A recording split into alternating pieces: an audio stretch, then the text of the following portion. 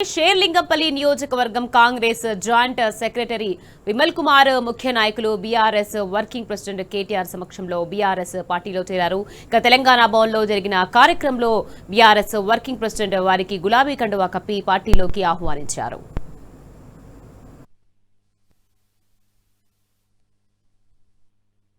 చాలా సంతోషంగా ఉంది.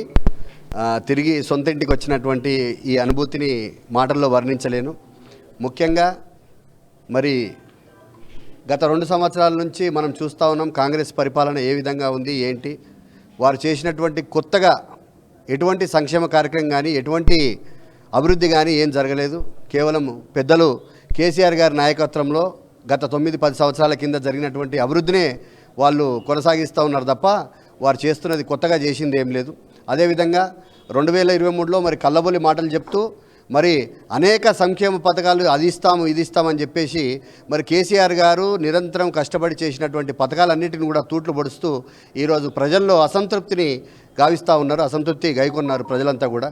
ఈ రేవంత్ రెడ్డి గారి యొక్క పరిపాలనను ప్రజలందరూ కూడా చీత్కరించుకుంటూ ఉన్నారు. ముఖ్యంగా ఒక ముఖ్యమంత్రి స్థాయి వ్యక్తి మాట్లాడే విధానం కానివ్వండి, అతను అవలంబిస్తున్నటువంటి పద్ధతి కానీ అవన్నీ కూడా చూస్తూ ఉంటే మనకే చాలా దారుణంగా ఆ పరిస్థితులను చూసి అవన్నీ తట్టుకోలేక మరి ముఖ్యంగా మరి కొట్లాడి పోరాటం చేసి కొట్లాడి ప్రాణత్యాగాన్ని అంటే చివరకు చావు నోట్లో తలబెట్టి తెలంగాణను సాధించుకున్నటువంటి మనము కేసీఆర్ గారు పెద్దల కేసీఆర్ గారి నేతృత్వంలో తెలంగాణ అభివృద్ధి శిఖరం అంతా ఎత్తుకు ఎదిగి మరొక స్థాయిలో వచ్చి ఒక స్థాయిలో చేసుకుంటూ వచ్చినాక తిరిగి మరి ఎట్లాంటి వాళ్ళ చేతుల్లో పెట్టామనే ఒక బాధ నిస్పృహ అనేది గత 2 సంవత్సరాల నుంచి ఉన్నది.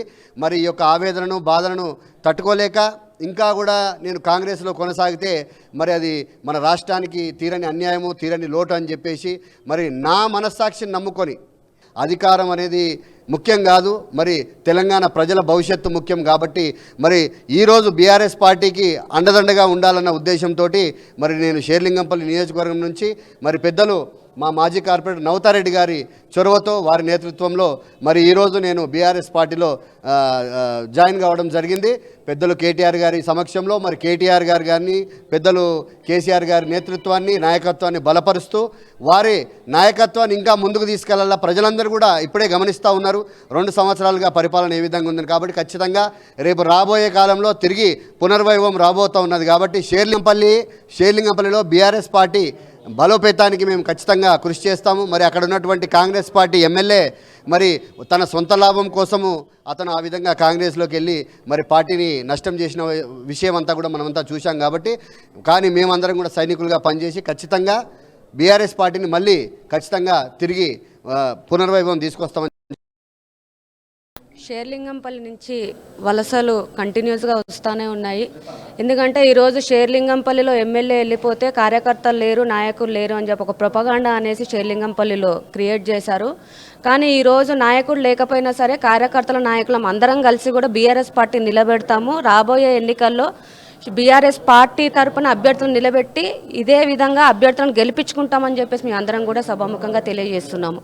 ఈరోజు విమల్ అన్న గారు ఏది మనది ప్రతిపక్ష పార్టీ అయినా సరే ఏమి స్వలాభం చూసుకోకుండా పార్టీయే నాకు ప్రాణము, పార్టీ కోసమే నేను పని చేస్తానన్న ఉద్దేశంతో ఈరోజు విమల్ అన్న వచ్చిండ్రు.